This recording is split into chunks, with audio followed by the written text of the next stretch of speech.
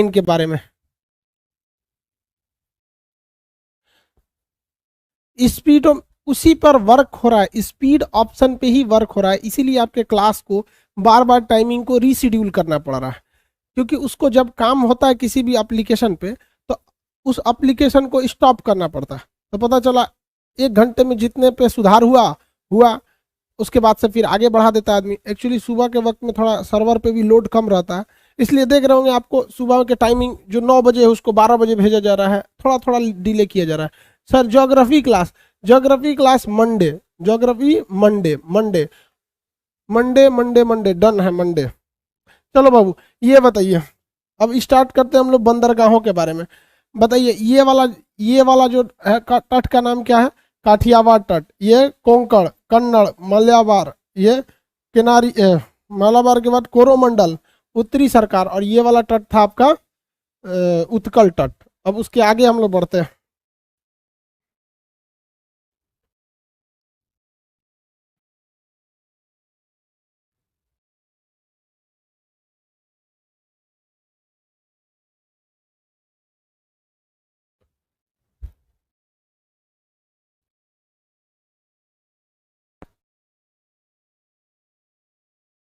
दिख नहीं रहा है? नहीं दिख रहा है जी? अरे मोतियाबिंद हो गया होगा आपकी आंख में। आपको पढ़ाना है अब बंदरगाह। बंदरगाह को कहते हैं सी पोर्ट। बंदरगाह को क्या कहते हैं? सी पोर्ट कहते हैं। कौन सा पोर्ट? सी पोर्ट के नाम से जाना जाता है। भारत में 250 से ज्यादा बंदरगाह हैं। तो जो छोटे बंदरगाह हैं वो स्टेट गवर्नमेंट के अंडरटेकिंग में आते हैं, और जो बड़े बंदरगाह हैं वो सेंट्रल गवर्नमेंट के अंडर में आते हैं। तो बंदरगाह जो होते हैं वो 2 टाइप के, बड़े बंदरगाह और छोटे बंदरगाह। भारत में बंदरगाहों की स्थिति बहुत अच्छी नहीं है। इवन की जो बड़े साइज के कार्गो जहाज है जिसपे 14,000, 10,000, 12,000 कंटेनर आते हैं, वो श्रीलंका के कोलंबो एयरपोर्ट पे उतरते, सी पोर्ट पे आते हैं, भारत में नहीं आ पाते हैं। तो बड़े बड़े सी पोर्ट कार्गो ये हैंडलिंग की व्यवस्था भारत में नहीं है। तो लेकिन अब धीरे धीरे उसको सुधार हो रहा है। सागरमाला परियोजना के तहत बंदरगाहों को बनाया जा रहा है, और भारतमाला परियोजना के तहत सड़कों को बनाया जा रहा है, और फ्रेट कॉरिडोर के तहत रेलवे लाइन को बनाया जा रहा है। तो इस बंदरगाह में, बड़े बंदरगाहों के बारे में हमें पढ़ना है, जो 6 ठो पश्चिम साइड में है, 6 ठो पूरब साइड में है, 1 ठो अंडमान निकोबार में। कहाँ कहाँ भाई? हो गया?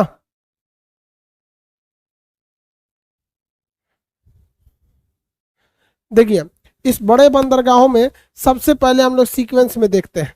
आप खुद लिखिएगा, देखिए हम आपको यहाँ समझा देते हैं। मटेरियल में खाली जगह है, आप उसे स्वयं भरेंगे खाली जगह को, नहीं तो फिर दिक्कत हो जाएगा आपको नहीं भरेंगे तो। यहाँ पर है गुजरात में ये जो बंदरगाह है इसका नाम है कांडला बंदरगाह, जिसका नाम हो गया है दीनदयाल उपाध्याय बंदरगाह। कांडला बंदरगाह या दीनदयाल उपाध्याय बंदरगाह। आप में से कितने लोग बता सकते हैं कि कांडला बंदरगाह कौन सी खाई में होगा, कौन से गल्फ में होगा? ये खाई कौन सा है कांडला बंदरगाह का? कांडला सीपोर्ट का अभी का नाम दीनदयाल उपाध्याय एयरपोर्ट सीपोर्ट हो गया है। ये सबसे ज्यादा यहीं से शिपमेंट आता जाता है, सबसे ज्यादा व्यस्त यानी बिजी सीपोर्ट यही है। इसका कौन सा है? कर खंभात की खाड़ी भैया, ये है खंभात की खाड़ी। वो तो कच्छ की खाड़ी में है, क्या बात करता है लोग यार। खंभात की खाड़ी तो नीचे वाला है, तो कच्छ की खाड़ी है वो, ठीक है। तो ये कहाँ पर है? खंभात की खाड़ी, कच्छ की खाड़ी में। यह एक ज्वारीय बंदरगाह है। ज्वारीय बंदरगाह मतलब पानी वाली, जब ज्वार भाटा आता है ना तो इसका पानी एकदम ऊपर लेवल तक चला जाता है, तो व्यापार और इजीली हो जाता है। तो ये जो है इसके अगल बगल में एक फ्री ट्रेड जोन खोला गया है, मुक्त व्यापार क्षेत्र। अब ये मुक्त व्यापार क्षेत्र क्या होता है? देखिए ऐसा क्षेत्र जहां पर अगर आप कारखाने लगाएंगे केवल इस उद्देश्य से कि आपको विदेश में सामान बेचना है, तो सरकार उस पर कम टैक्स लेगी। लेकिन ऐसा नहीं है कि आप इस बंदरगाह के आसपास जो एरिया बनाया गया है फ्री ट्रेड जोन, वहां आप अपना बिस्किट का कारखाना लगा दिए, सरकार ने कही कि चलो भैया इस पे हम 20% की जगह 10% टैक्स लेंगे, आप बचा लिए और बिस्किट को इधर इधर बेच रहे हैं। तो ना, अगर देश में बेचेंगे तब नहीं। तो मुक्त व्यापार क्षेत्र का मुख्य उद्देश्य रहता है कि भारत के एक्सपोर्ट को बढ़ावा जाए, ताकि इससे भारत को काफी ज्यादा फायदा होता है। तो ये भारत का यहाँ वाला बंदरगाह है। ये बंदरगाह बनाने की जरूरत हमें तब एहसास हुई जब भारत का विभाजन हुआ और कराची बंदरगाह भारत से अलग हो गया। जस्ट इसके बगल में पाकिस्तान का कौन सा बंदरगाह है? कराची बंदरगाह। पाकिस्तान का सबसे बड़ा शहर है कराची शहर है, वो उसका सब, जैसे भारत के लिए मुंबई है, पाकिस्तान के लिए कराची है। तो ये वाला जो शहर हो गया, ये देखिए, ये आपका कांडला हो गया। इसका नया नाम क्या हो गया भाई? दीनदयाल उपाध्याय। सबसे ज्यादा बिजी सी पोर्ट कौन सा है? कांडला सी पोर्ट। अब आप ये बताइए कि ये इतना ज्यादा बिजी क्यों हो गया?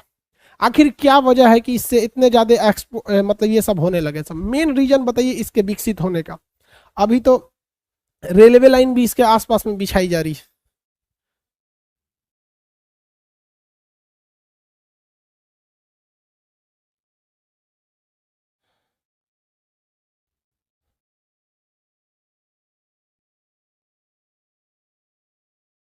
Free trade zone, very good. Free trade zone, free trade zone जो बना दिया गया वो इसलिए हो गया, इसलिए समझते हैं ना, गुजराती सबका दिमाग बहुत तगड़ा होता है। टकला को कंघी थमा के चल जाएगा सब, उसके बहुत प्यार से बोलता है। गुजरात और राजस्थान, आप अगर यहाँ बिजनेस करने जाएंगे ना, बहुत प्यार से बोलते हैं लोग।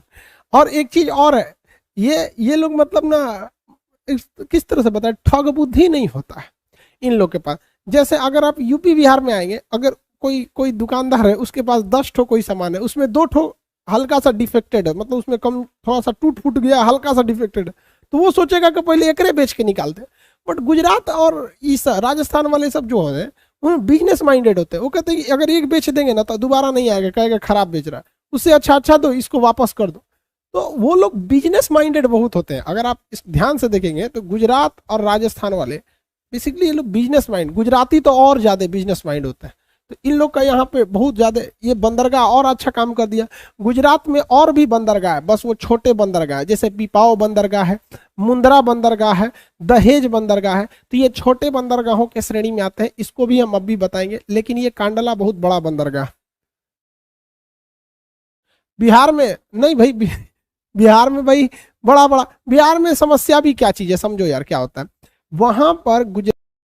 सर इंदौर में अटका हुआ है आपका, भोपाल निकल गया है, इलाहाबाद पहुंचा है, अब पटना पहुंचने वाला। एक रिस्पॉन्सिबिलिटी देखने को मिलता है, इसलिए वो बिजनेस में आगे हैं। हमेशा बिजनेस का एक सीधा सा रूल है, आप अपने कस्टमर्स के बारे में सोचिए। अगर आपका कस्टमर खुश है तो कल आपको खुश करेगा।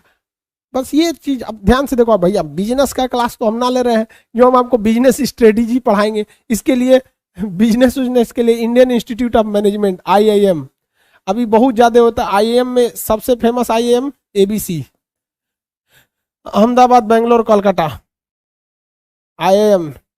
अब देखो मैनेजमेंट का सबसे बड़ा कॉलेज होता है IIM, और IIM में भी सबसे फेमस IIM है IIM अहमदाबाद। वो भी कहाँ है? गुजरात में ही है। मुंबई बंदरगाह पे देखते हैं, भारत का सबसे बड़ा बंदरगाह है, सबसे बड़ा। बट पहले यहां से व्यापार ज्यादा होता था, अभी यहां से उतना व्यापार नहीं होता है। लेकिन इसको पीछे छोड़ दिया व्यापार के मामले में ये क्या नाम है, कांडला पोर्ट। कांडला पोर्ट ने इसे पीछे छोड़ दिया। भाई क्या कमेंट करता है सर? हाँ भाई, क्वालिटी और ऑप्शन में कंप्लीट, इसीलिए तो आपको कई बार बताया ना कि बार बार जो ये प्रॉब्लम आ रही है क्लास शेड्यूल को आगे पीछे करना, वो क्वालिटी को ही मैनेज करने के लिए हो रही है। ये मुंबई बंदरगाह जो था, इस पर इतना ज्यादा लोड पड़ गया था, इतना ज्यादा लोड कि इस लोड को कम करने के लिए, मुंबई बंदरगाह के इस भार या लोड को कम करने के लिए एक और बंदरगाह उसी के पास बनाया गया, हल्का सा दूरी पर, 15-20 किलोमीटर की दूरी पर बनाया गया। उसका नाम रखा गया Jawaharlal Nehru port trust, JNPT, Jawaharlal Nehru port trust, JNPT port trust. तो JNPT ये सबसे मॉडर्न सी पोर्ट है, मतलब इसमें आधुनिक मशीनरी लगाई गई है ये वगैरह। तो ये JNPT पोर्ट है।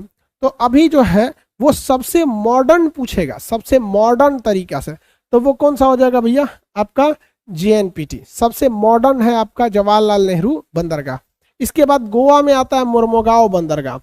गोवा में कौन सा बंदरगाह? मुर्मुगांव बंदरगाह। अब ये कहता है, क्वेश्चन एक बार CDS में पूछा था कि वह कौन सा ऐसा सीपोर्ट यानी बंदरगाह है जो नदी के एस्चुरी पर बना हुआ है। एस्चुरी का मतलब क्या होता है? नदियां जो कचरा समुद्र में गिरा देती हैं, उस कचड़े को क्या कहते हैं? एस्चुरी। अब लाखों साल से नदियां अगर उस कचड़े को गिराएंगी तो वहां एक प्लेटफॉर्म टाइप का बन जाएगा, एक ऊंचा बन जाएगा। तो उसी पर बनाया गया है मुर्मुगांव बंदरगाह। मुर्मुगांव बंदरगाह पर गोवा में जो टूरिस्ट आते हैं वो बहुत ज्यादा घूमने आते हैं। तो एक बार क्वेश्चन भी पूछा था एनडीए के एग्जाम में कि भारत का वह बड़ा बंदरगाह जो टूरिस्ट के लिए भी प्रसिद्ध है, यानी पर्यटन के लिए, तो गोवा का मुर्मुगांव बंदरगाह। तो गोवा के मुर्मुगांव बंदरगाह में दो चीज याद रखिएगा, ये एस्चुरी के लिए है, नदियों के द्वारा फेंके गए कचरा यानी एस्चुरी के लिए है।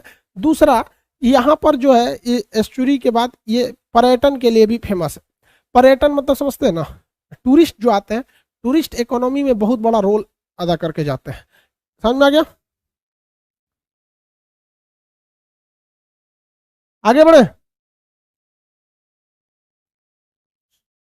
किसी को दिक्कत? हाँ, गोवा का कुछ कुछ बीच भी है, वहां पे कैंडोलिन बीच ऐसे करके फेमस है, सब बाघा बीच वगैरह। अब गोवा जो घूमने गया होगा उन लोग का सोच रहा, हम लोग को पढ़ाई से फुर्सत ना मिलता है, कहाँ गोवा घूमने जाए, हम लोग को उम्र बचल है घूमने फिरने का। होता है जब ये सब टूरिस्ट प्लेस, अब सबका अपना अपना पसंद है भाई, किसी को घूमना अच्छा लगता है, किसी को कुछ घूमने। आप लोग को अच्छा लगता है तो घूमिए, हालांकि घूमना अच्छी चीज है, नॉलेज मिलती है। अब कर्नाटक का है मंगलौर बंदरगाह। कर्नाटक में कौन सा बंदरगाह है? मंगलौर बंदरगाह। ये हम आपको पढ़ा चुके हैं इसलिए हम आपको नहीं बताएंगे। आप बताइए कि मंगलौर बंदरगाह से ईरान देश को, यहाँ सामने ईरान है, इस साइड में पाकिस्तान के बगल में, मंगलौर से ईरान देश को लोहे का अयस्क यानी आयरन का निर्यात किया जाता है, आयरन ओर का निर्यात किया जाता है। तो मंगलौर बंदरगाह इस आयरन ओर को कहां से मंगा कर एक्सपोर्ट करती है? क्योंकि हमको पता है कि आयरन ओर झारखंड में भी मिलता है, उड़ीसा में भी मिलता है, और कर्नाटक में धारवाड़ का पठार है, तो धारवाड़ के पठार से भी मिलता है। तो जेन्युइन है कि भैया यहाँ वाले को तो हम इधर किसी बंदरगाह से भेज देंगे, यहाँ वाले को इधर के बंदरगाह से भेज सकते हैं, बट यहाँ कौन से और को हम भेजते हैं, आप बताइए। Ranu Singh Kudremukh, very good. धारवाड़ बोलता है, पूरा धारवाड़ है वो तो, धारवाड़ से कैसे हो जाएगा यार, धारवाड़ तो पूरा कर्नाटक है। कुद्रेमुख के लौह अयस्क के खान से, आप कर्नाटक का चैप्टर दोबारा देखिएगा, आपको ऑटोमेटिक समझ में आएगा। कुद्रेमुख के लौह अयस्क के खान से, किस खान से? कुद्रेमुख के लौह अयस्क से। तो क्वेश्चन पूछा है कि कुद्रेमुख के लौह अयस्क को ईरान निर्यात करने के लिए कौन से बंदरगाह या सीपोर्ट का प्रयोग किया जाता है? तो कौन से सीपोर्ट का प्रयोग किया जाता है भैया? तो वो है आपका कुद्रेमुख। कौन सा? कुद्रेमुख के लौह अयस्क को मंगलौर बंदरगाह से, कौन से? मंगलौर बंदरगाह से। अब यहाँ आता है कोची बंदरगाह। कौन सा बंदरगाह? कोची बंदरगाह, जिसके आगे एक द्वीप गूगल मैप में दिख गया है, हालांकि वो द्वीप नहीं, वो पानी के अंदर की मिट्टी है, समुद्र के अंदर। तो ये वाला जो है आपका कुद्रेमुख बंदरगाह, सॉरी कोची बंदरगाह। कोची बंदरगाह कहाँ पर है? केरल में। कोची बंदरगाह केरल में। ये लैगून पर बना हुआ बंदरगाह। आपको लैगून बता दिए हैं कि समुद्र का जो ये तट होता है, तो कभी कभी ये समुद्री तट ऐसे हो जाता है, अब ऐसे हो गया, अब इसमें पानी भर गया, ये समुद्र है, ये पानी अंदर तक गया है, तो ये वाला जो पानी अंदर चला जाता है इसको हम लोग क्या कहते हैं? लैगून। अब यहाँ पे कोई बंदरगाह बना दीजिए, लैगून पर बनाया बंदरगाह। तो भारत का वह बंदरगाह जो लैगून पर बनाया गया है उसका नाम है कोची बंदरगाह। कौन सा बंदरगाह? कोची बंदरगाह। कौन सा बंदरगाह? कोची बंदरगाह। कौन सा बंदरगाह? कोची बंदरगाह। आपको इस साइड के 6 बंदरगाह हम पढ़ा दिए। भारत में टोटल 13 बड़े बंदरगाह, 250 से ज्यादा छोटे बंदरगाह।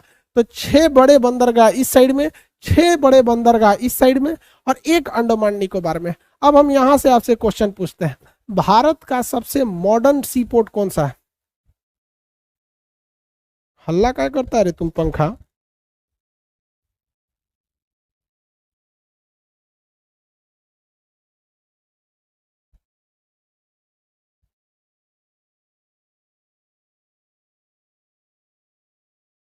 JNPT, very good.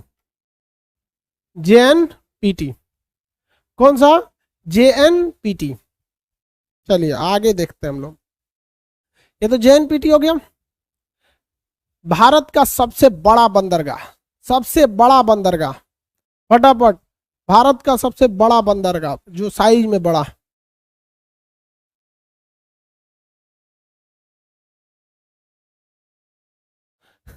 साइज में सबसे बड़ा हो जाएगा, हाँ, मुंबई बंदरगाह। साइज में जो सबसे बड़ा होगा वो मुंबई बंदरगाह होगा, क्यों कह रहा है नरेंद्र मोदी बंदरगाह।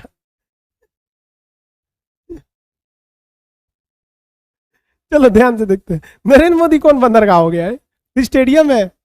चलो ध्यान से देखते हैं हम लोग, आगे देखते हैं हम लोग, सुनिए ध्यान से।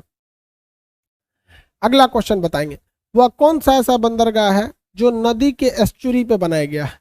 कौन सा ऐसा बंदरगाह है जो नदी के एस्चुरी पर बनाया गया है। एस्चुरी मतलब ज्वार नद पर बनाया गया है, नदी एस्चुरी पर बनाया गया बंदरगाह बताएंगे हम फटाफट। वेरी गुड, गोवा का मुर्मुगांव बंदरगाह, वेरी गुड, गोवा का मुर्मुगांव बंदरगाह। वह कौन सा ऐसा बंदरगाह है जो लैगून पर बना हुआ है। कौन सा बंदरगाह है जो लैगून पर बना हुआ है, लैगून पर बनने वाला बंदरगाह। वेरी गुड, कोच्चि बंदरगाह केरला का है, कोच्चि, कोच्चि बंदरगाह केरला का है, कोच्चि बंदरगाह केरला का।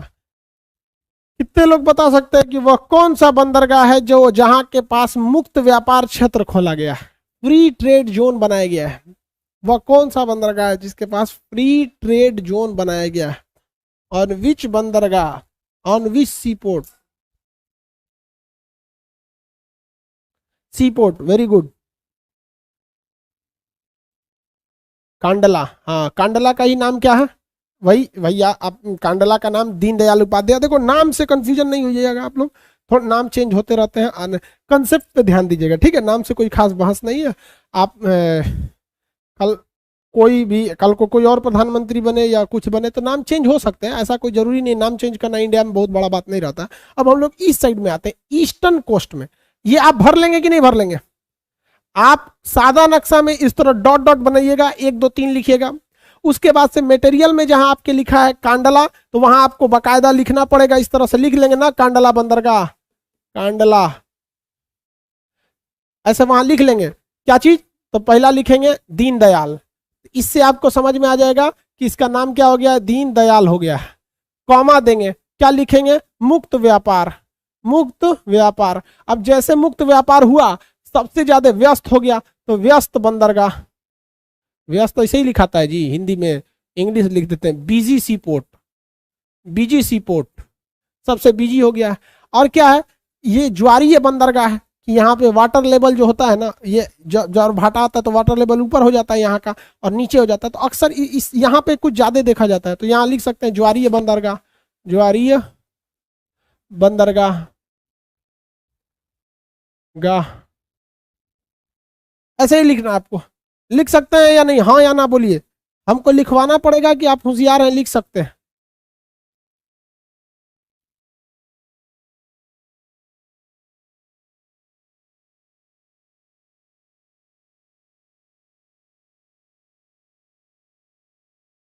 हाँ लिख सकते हैं, यस।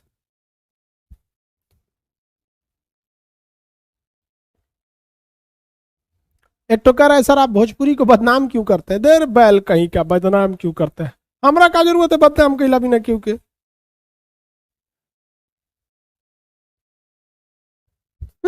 सिर्फ अपना मन से कुछ बोलते रहता है सर।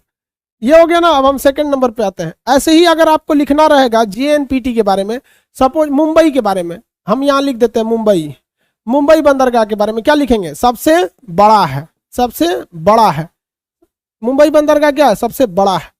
दूसरा बताइए, ऐसे ही हम आपको जेएनपीटी के बारे में, जेएनपीटी ये क्या है भैया, सबसे आधुनिक, आधुनिक, आधुनिक है। अब इतना तो पता है कि जेएनपीटी बनाया क्यों गया था, मुंबई के बोझ को कम करने के लिए, तो एक सब्सिडरी बंदरगाह है। अगर हम आपको पूछ देते मुर्मुगांव, मुर्मुगांव, मुर्मुगांव बंदरगाह, आप यहाँ क्या लिख सकते हैं, ज्वारनद, ज्वारनद लिखेंगे। दूसरा पर्यटन लिख सकते हैं, और बस छोटा छोटा करके लिखना चाहिए, ये कोई ऐसा थोड़ी पढ़ रहे हैं।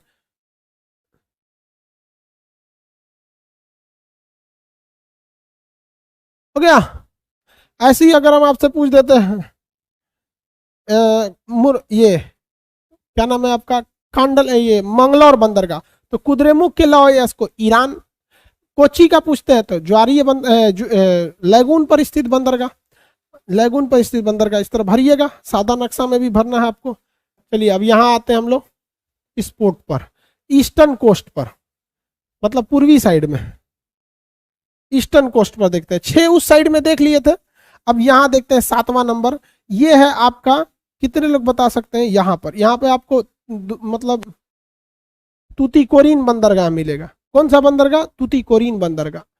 8 नंबर चेन्नई, 9 नंबर एन्नौर।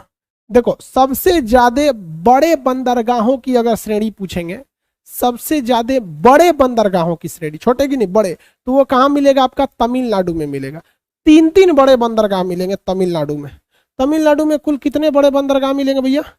3 बड़े बंदरगाह मिलेंगे। Very good, Tuticorin. हम अगर आपसे कहें कि तूतीकोरिन बड़े बंदरगाह की विशेषता, तो भैया इसकी विशेषता नहीं बल्कि ये खराबी है कि ये सबसे कम गहरा बंदरगाह। सोच रहा पंखुआ बड़ी हल्ला कर रहा है।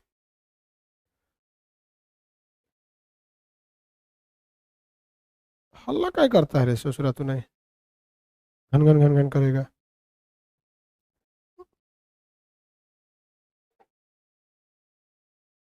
चल फिर हल्ला करता है।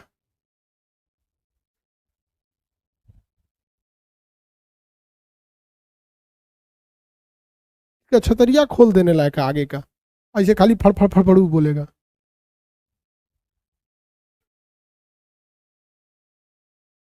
एसी लगवा लीजिए भाई, हिंदी मीडियम वाला, हम एसी में बीमार पड़ जाएंगे यार। वो सीबीएसई वाला लोग एसी में रहता है, लोग हम लोग एसी में रहेंगे बीमार पड़ जाएंगे। पटना में लाइब्रेरी में एसी लगाए हुए हैं, क्लासरूम में नहीं। क्लासरूम में तो हमारे पास पंखो नहीं रहता है। अच्छा चलो, हल्ला करता है, मार देंगे, उलट जाएगा। अब थोड़ा समझ में नहीं आता है। चलो देखो, ये सबसे, चलो भाई इधर ध्यान दो, सोच रहा पगला गया है। ये है आपका, ये तूतीकोरिन बंदरगाह। तूतीकोरिन बंदरगाह की खराबी क्या है कि यहाँ पर बहुत बड़े जहाज लंगर नहीं डाल सकते, बहुत बड़े जहाज नहीं रुक पाएंगे क्योंकि उनका पेंदिया सट जाएगा। तो वो श्रीलंका के कोलंबो एयरपोर्ट पर उतरते हैं, वहां से छोटे जहाजों में सामान भर के यहाँ भेजते हैं। तो ये सबसे कम गहरा बंदरगाह है। तो इसकी यही विशेषता है भैया। तूतीकोरिन बंदरगाह कहाँ पर है? तमिलनाडु में है, और ये सबसे कम गहरा है। चेन्नई बंदरगाह और ये एन्नौर बंदरगाह, चेन्नई और एन्नौर दोनों एक पास है, जिस तरह से मुंबई और जेएनपीटी एक पास थे। नीचे में है चेन्नई बंदरगाह, उसके ऊपर में है एन्नौर बंदरगाह। 2 बंदरगाह एक ही पास है। चेन्नई बंदरगाह वर्तमान में ऑपरेट हो रहे बंदरगाहों में, ध्यान से समझिए, वर्तमान में ऑपरेट हो रहे बंदरगाहों में सबसे पुराना है। हम ये नहीं कह रहे हैं कि चेन्नई सबसे पुराना है। अगर उस तरह से देखेंगे तो सबसे पुराना बंदरगाह तो सिंधु सभ्यता के लोथल में मिला था, भोगवा नदी के किनारे गुजरात में। समझ में आ गया कि नहीं आ गया? तो वो अलग बात है, वो उस वक्त का था, हम उस वक्त की नहीं कर रहे हैं। वर्तमान एट प्रेजेंट टाइम में जितने बंदरगाह हम लोग ऑपरेट कर रहे हैं, उन ऑपरेट हो रहे 13 बड़े बंदरगाहों में वर्तमान में सबसे पुराना चेन्नई बंदरगाह। सबसे पुराना कौन सा है? चेन्नई बंदरगाह। समझ में आ गया कि नहीं? किसी को दिक्कत? आगे बढ़े।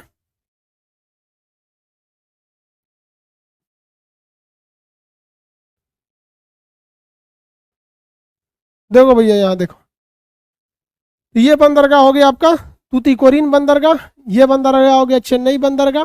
अब एन्नौर देखते हैं। भारत का पहला बंदरगाह ऐसा एन्नौर बंदरगाह था जिसको कारपोरेट को दे दिया गया, यानी निगम बना दिया गया। निगम मतलब समझिएगा कि एक सेमी प्राइवेटाइजेशन किया गया, 100% प्राइवेटाइजेशन नहीं, सेमी प्राइवेटाइजेशन, आधा प्राइवेट, यानी कॉरपोरेट बना दिया गया। तो पहला कारपोरेट यानी निगम आधारित बंदरगाह कौन सा है? तो एन्नौर बंदरगाह। निगम आधारित बंदरगाह मतलब क्या होता है? जैसे मान के समझिए कि कोई यूनिवर्सिटी है गवर्नमेंट की, अब जैसे इलाहाबाद यूनिवर्सिटी है, अब अच्छी university Allahabad university, but government को ना बड़ी प्रेशर रहता है ससुरा गवर्नमेंट पे, ये कौन लड़का आया उसका फोटो मिलाओ, ये करो वो करो, एडमिशन लो, एडमिशन के लिए एंट्रेंस का फॉर्म निकालो, टेस्ट लो, शॉर्ट लिस्ट करो, कट ऑफ निकालो, वेरीफाई करो, फिर उनको सीरियल मतलब मेरिट लिस्ट में लगाओ, फिर उनका वेरिफिकेशन करो, उसके बाद सिलेक्शन प्रोसीजर होगा, उसके बाद क्लास चलेगा, अब प्रोफेसर आएंगे क्लास लेंगे, क्लास के बाद अब एक एग्जाम शेड्यूलिंग टीम अलग होगी जो पेपर बनाएगी, कॉपी जांच करेगी, नकल हुआ कि नहीं ये सब जांच करके फिर पगला जाते हैं लोग। तो अगर गवर्नमेंट इसको कारपोरेट करना चाहेगी तो क्या करेगी कि किसी कंपनी को हायर करेगी, जैसे टीसीएस, कहिए भाई देखो तुम इलाहाबाद यूनिवर्सिटी का एग्जाम कंडक्ट करा दो, हमसे जो पैसा लेना हो लेगा, तुम क्वेश्चन सेट करो, ये हमारा ये स्टैंडर्ड फॉलो है, इसको फॉलो करके हमको शॉर्ट लिस्ट करके दे दो, हमारा झमेला खत्म हो जाए। तो कारपोरेट में इसी तरह किया जाता है कि थर्ड पार्टी को कुछ पैसे देके कुछ कुछ काम करा दिए जाते हैं, चलो भैया तुम ये देख लो, तुम ये देख लो, सीधा बोलो पैसा कितना होता है, माथा मत नोचो मेरा। तो ऐसे ही बनाया गया निगम आधारित बंदरगाह, किसको, एन्नौर बंदरगाह को, कि भैया देखो सामान उतारने लोड करने की जिम्मेदारी किसी एक कंपनी को दे दिए, सफाई उफाई की जिम्मेदारी किसी एक कंपनी को दे दिए, बिजली रख रखाव मेंटेनेंस काम किसी और को दे दिए। सरकार को माथा नहीं नोचाएगा, वो कहेगा भैया मेरा बंदरगाह है, बिजली वाला कहेगा ले इतना पैसा ले, तू बल्ब बल्ब ठीक कर, हाई क्रेन और तुम ठीक कर। तो निगम आधारित बंदरगाह भारत का पहला कौन सा था, ये एन्नौर बंदरगाह था। समझ में आ गया कि नहीं आ गया? इससे काम बड़ी तेज होते हैं निगम आधारित बंदरगाह से। समझ में आ रहा है? किसी को दिक्कत? कोई दिक्कत नहीं। भारत का पहला निगम आधारित बंदरगाह एन्नौर, वर्तमान में सबसे पुराना ऑपरेट हो रहा बंदरगाह चेन्नई, तूतीकोरिन सबसे कम गहरा। अब आते हैं भैया विशाखापट्टनम, किसमें आते हैं हम, विशाखापट्टनम। विशाखापट्टनम भारत का सबसे सुरक्षित तथा सबसे गहरा बंदरगाह विशाखापट्टनम है। तो गहरा तो समझ में आता है कि चलो भैया गहरा होगा, गहरा होना अच्छी बात है कि बड़ी बड़ी जहाजें आ सकती हैं किनारे तक। नहीं तो आप नदी में जाइएगा तो कभी कभी नदी के घाट पर बालू ज्यादा आ जाता है ना, तो 4 फीट पहले ही रोक देता है नौआ, तो कूद कूद के भागना पड़ता है छपाक छपाक वहां पर, समझे? तो अगर गहरा रहेगा तो ये समस्या नहीं आएगी। तो सबसे गहरा बंदरगाह, लेकिन सबसे सुरक्षित क्यों कहा जाता है? तो सबसे सुरक्षित इसलिए कहा जाता है कि इस बंदरगाह के आगे एक पहाड़ खड़ा है, एक छोटी सी पहाड़ी। अब हम इतना बड़ा पहाड़ नहीं है भैया, नक्शा में इतना बड़ा चीज मतलब समझ रहे हो कि सोचो एक राज्य हो जाएगा, एक छोटा सा पहाड़ ही है, और वो पूरी पहाड़ की तरह नहीं, हल्का सा उठा हुआ है। उसको कहते हैं डॉल्फिन नोज, डॉल्फिन के नाक के समान एक छोटा सा पहाड़ यहाँ पर खड़ा है। अब वो समुद्र के थोड़ा 2-4 किलोमीटर आगे खड़ा है। अब क्या होता है कि अगर सुनामी आती है, कोई लहर आता है, चक्रवात आता है, तो पहाड़े से टकरा के खत्म हो जाता है, और ये एकदम सुरक्षित रहता है भैया, हम एकदम सुरक्षित बंदरगाह। तो सुरक्षित तथा गहरा बंदरगाह विशाखापट्टनम बंदरगाह। यह एक ऐसा बंदरगाह है जो बंदरगाह के ठीक सटे ही वहां एक मरम्मत के लिए कारखाने भी रखे गए हैं। बाकी किसी बंदरगाहों पर अगर आपकी जहाज बिगड़ती है तो उसको थोड़ी दूरी पर या फिर टेक्नीशियन को लाना पड़ेगा, बट यहाँ बंदरगाह पर ही अवेलेबल है मेंटेनेंस का ही काम। इसलिए इस क्वेश्चन को पूछा गया था सीडीएस के एग्जाम में कि वह कौन सा बंदरगाह है जहां जहाजों के मरम्मत की भी व्यवस्था वहीं पर है। अमूमन देखिएगा ट्रेन जो होती है वो रेलवे स्टेशन पर आती है, लेकिन बिगड़ती है तो यार्ड में जाती है। लेकिन कुछ कुछ ऐसे रेलवे स्टेशन देखे होंगे जिसका रेलवे स्टेशन के ठीक बगल में कोच यार्ड होगा। कोच यार्ड मतलब समझते हैं, ट्रेन के डिब्बे को कोच बोलते हैं, यार्ड मतलब उसमें ठीक ठाक करना, इंजन यार्ड अलग होता है। तो मान के चलिए कुछ ऐसे बंदरगाह है जिसके पास एक साथ है, जैसे बिहार का एक छपरा रेलवे स्टेशन है, छपरा जंक्शन। तो जैसे रेलवे जंक्शन में घुसेंगे ना, बगल में कोचिंग यार्ड लिखा रहता है, वहीं ठीक हो जाएगा। सोनपुर में देखिएगा तो सोनपुर स्टेशन के ठीक सामने इंजन को ठीक ठाक कर देता है, मेंटेनेंस हल्का फुल्का वहां पास में ही हो जाता है। वैसे ही यहाँ पर भी एक पास मरम्मत की भी व्यवस्था की गई है।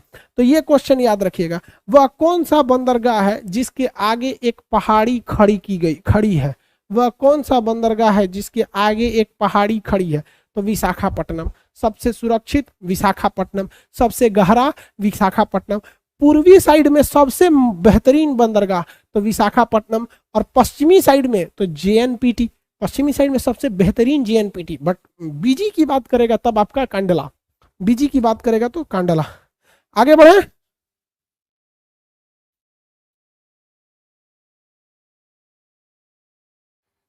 चलो आप देखते हैं उड़ीसा। उड़ीसा का कौन सा बंदरगाह भैया? पारादीप बंदरगाह। उड़ीसा का पारादीप बंदरगाह। यहां से 3 क्वेश्चन पूछते हैं। अब मेरी ओर ध्यान से सब लोग समझिए, मेरी ओर देखिए सब लोग। कभी भी क्वेश्चन आजकल के एग्जाम में ना एक टॉपिक से नहीं होता है।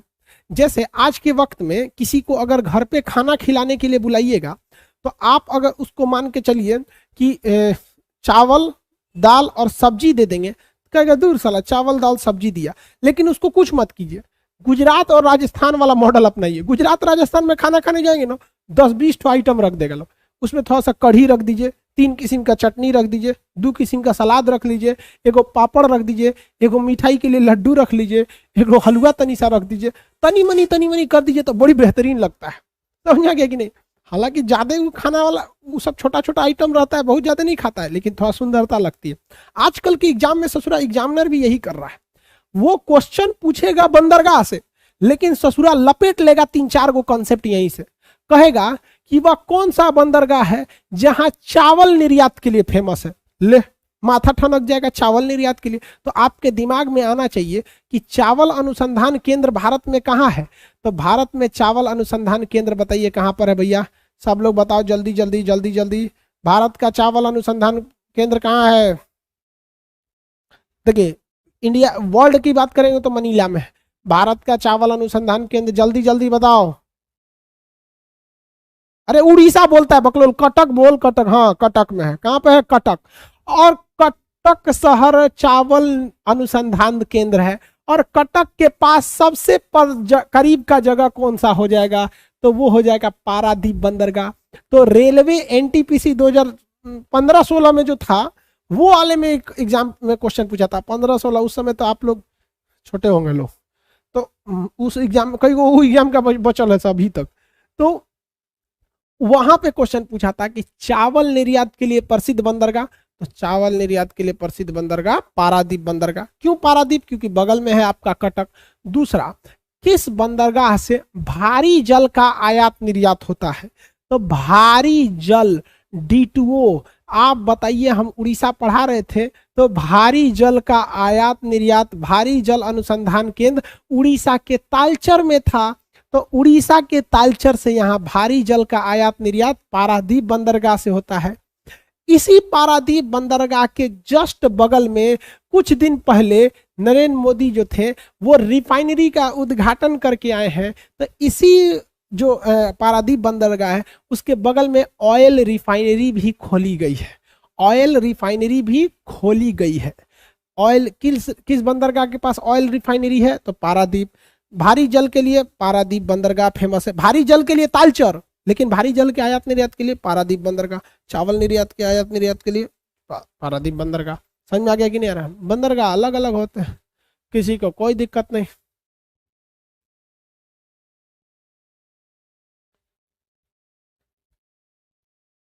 हो गया। अब बात करते हैं हम कोलकाता बंदरगाह की। 12वां नंबर कोलकाता बंदरगाह, ये किस नदी पर है?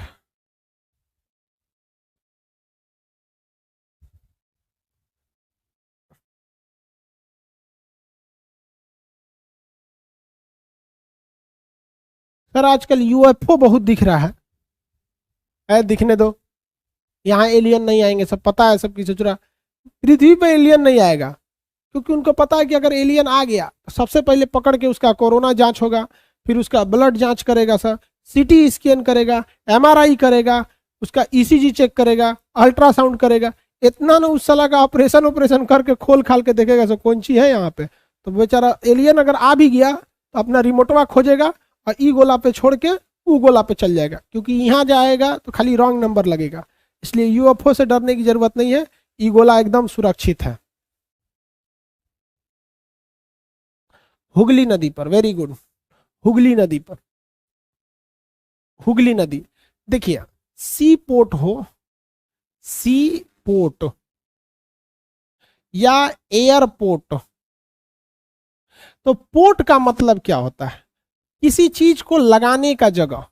पोर्ट मतलब होता है किसी चीज को लगाने का जगह। अब इसमें कई चीज होता है, पानी वाली जहाजों को लगाएंगे तो सी पोर्ट, हवाई जहाज को लगाएंगे तो एयरपोर्ट, और अपने कंप्यूटर में अगर यूएसबी लगाएंगे तो यूएसबी पोर्ट। यूएसबी पोर्ट, तो किसी चीज को कोच दीजिए उसको, उसी को कहते हैं पोर्ट। हवाई जहाज ले आके कोच दीजिए तो एयरपोर्ट, पानी वाला जहाज ले आके कोच दीजिए तो सी पोर्ट, और यूएसबी केबल ले आके कोच दीजिए तो यूएसबी पोर्ट। तो पोर्ट का मतलब होता है किसी चीज को कोचने का जगह। तो कोचने का जगह जो होता है उसी को क्या कहते हैं? पोर्ट। हिंदी में इसको कहते हैं पत्तन। पत्तन, पत्तन। तो पानी वाली जहाज जहां लगेगी तो समुद्री पत्तन, नाव वाली जहाज लगेगी नदी पत्तन, हवाई जहाज रह गया तो वायु पत्तन। पोर्ट का मतलब समझ गया? Coaching place of anything is known as port. पहुंच देना किसी चीज को वहां पे। तो क्वेश्चन पूछेगा कि इनमें से कौन सा एक नदी पत्तन बंदरगाह है? इनमें से कौन सा एक नदी पत्तन बंदरगाह है? इनमें से कौन सा एक नदी पत्तन बंदरगाह है? इनमें से कौन सा एक नदी पत्तन बंदरगाह है?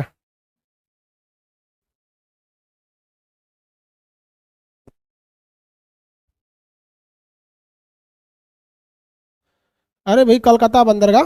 हाँ, कोलकाता बंदरगाह। देखिए, कोलकाता बंदरगाह से ही जो भी सामान पश्चिम बंगाल, बिहार, यूपी, नेपाल तक जाता है।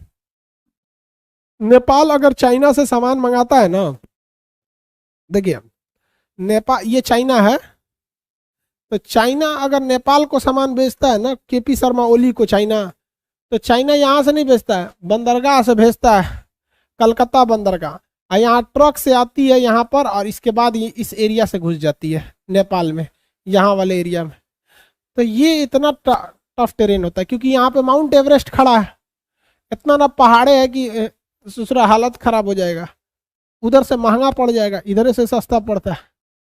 समझ में आ गया?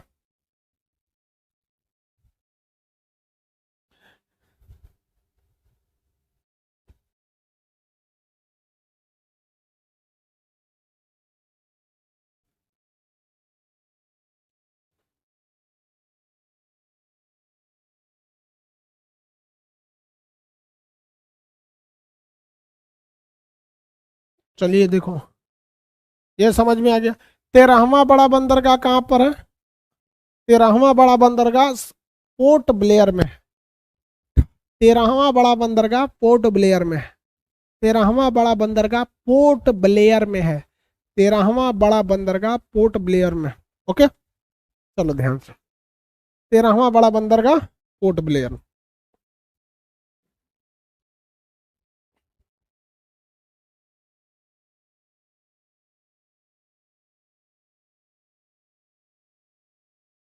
पोर्ट ब्लेयर में।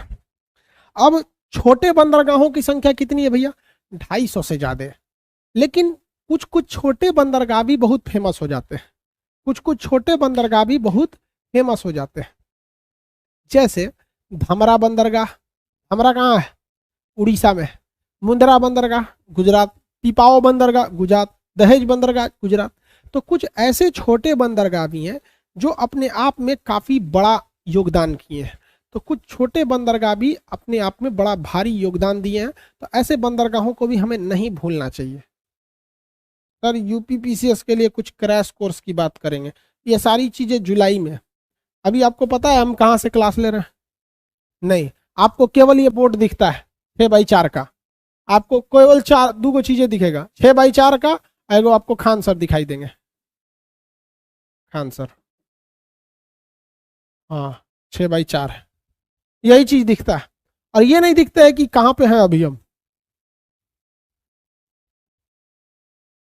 कुछ पता चल रहा है कहाँ पे हम? घर पे नहीं है। फैन भी दिखाई देता है। अरे ये दूसरा फैन है रे भैया, फैन कहाँ दिखाई दे रहा है?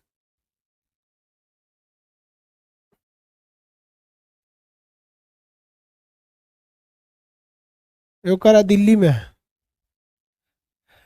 हमको कहीं दिक्कत नहीं होता है, किसी सर के कोचिंग में घुस जाते हैं, सर एगो क्लास आज इधर आए हैं, थोड़ा एक तो क्लास ले लीजिए। हाँ हाँ सर ले लीजिए ले लीजिए। कहीं पे भी राजस्थान में चल जाएंगे, चाहे उधर कोई सर से बोल देंगे कि भाई सर एक तो क्लास लेने, हाँ हाँ सर ले लीजिए। दिल्ली में किसी के क्लास में घुस के कह देते सर एक तो क्लास ले दीजिए। कहीं जाते हैं उसी टीचर से ले लेते हैं। ठीक करते हैं ना।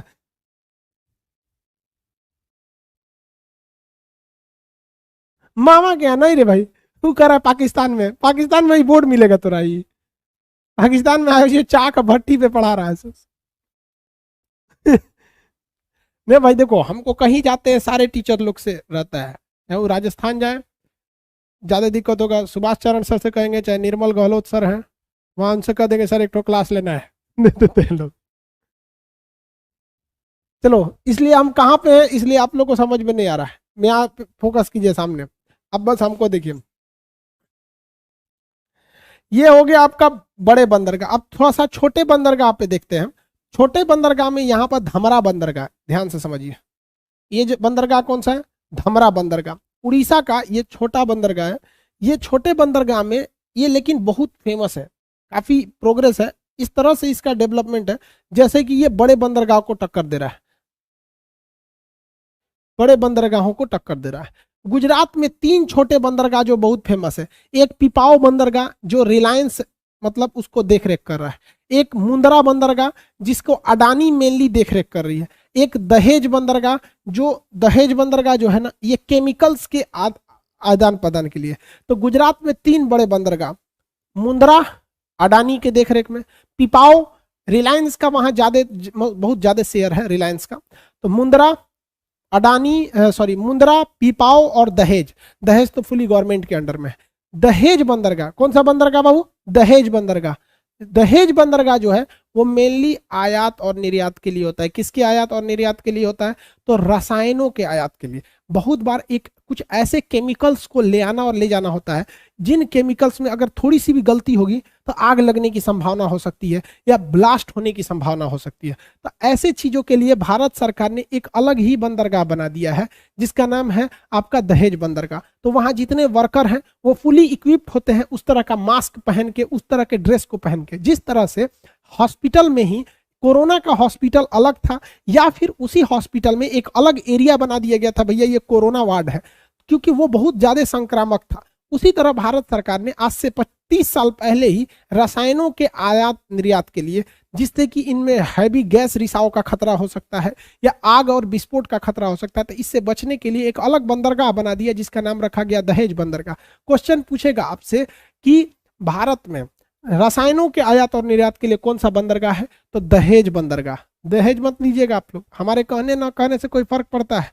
लेने वाला ससुरा दहेज जरूर लेगा।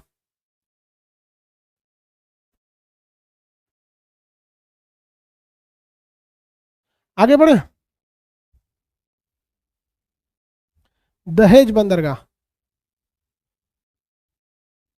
दहेज कहाँ पे है? दहेज बंदरगाह गुजरात। दहेज बंदरगाह कहाँ है? गुजरात में। आप लोग दहेज नहीं लीजिएगा। अरे यार इतना कमाओ कि दहेज लेने की जरूरत क्या पड़ेगी? सक्सेस हो जाओ, लोग जॉब मिल जाए, वेल बढ़िया से, इतना खुद से कमाओ कि दहेज लेने की क्या जरूरत पड़े? ससुर जी से खुदे कहो कि आपको घटेगा तो हमसे बोलिएगा। नहीं समझ में आया? उनको कहिएगा कुछ घट उठ नहीं ना रहा है, घटेगा तो हमसे बोलिए। लेकिन यहाँ ससुर अपना इज्जत बेच के दहेज लेते हैं।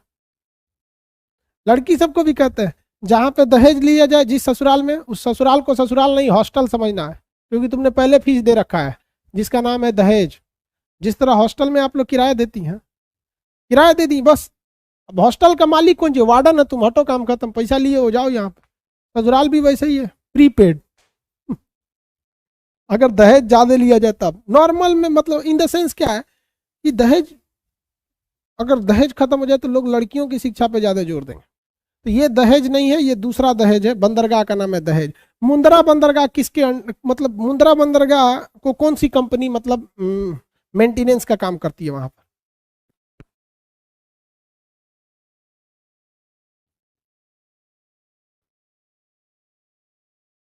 आगे बढ़े।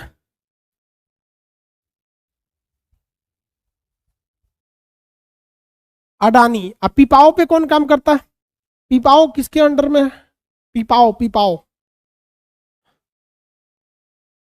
अंबानी के। पिपाओ अंबानी, मुंद्रा अंडानी। पिपाओ अंबानी, मुंद्रा अडानी। मुद्रा कौन सा? अडानी। मुद्रा अडानी। तो आप इन बंदरगाहों को लिखेंगे और सादे उसमें भरेंगे लोग, ठीक है। आज के लिए इतना ही रहने देते हैं। स्पीड और उसका ऑप्शन को सही सुधरवाते हैं जल्दी से जल्दी, क्योंकि आप लोग को दिक्कत हो रहा है।